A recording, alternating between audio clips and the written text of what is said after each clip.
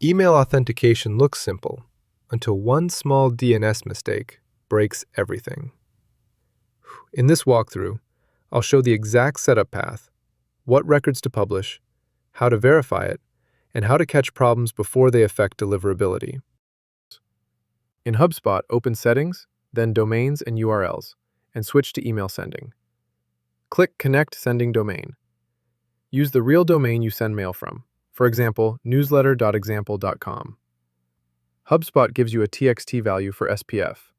Copy the host and value exactly, including the include for HubSpot email. In your DNS provider, paste that SPF value into the matching TXT row and save it.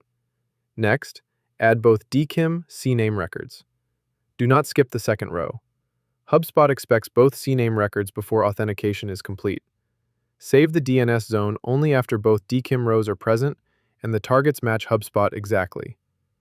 For DMARC, open the Suped DMARC record generator. Start with a monitoring policy so you can collect reports before enforcing quarantine or reject. Publish the generated TXT record at _DMARC. The value should include v=DMARC1, a policy, and a reporting address.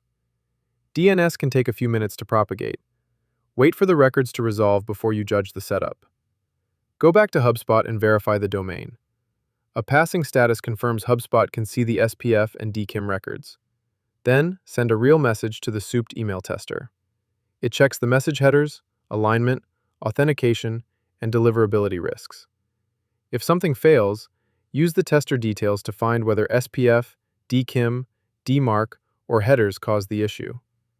Finally, turn on Suped DMARC monitoring. Setup is not finished just because HubSpot says verified.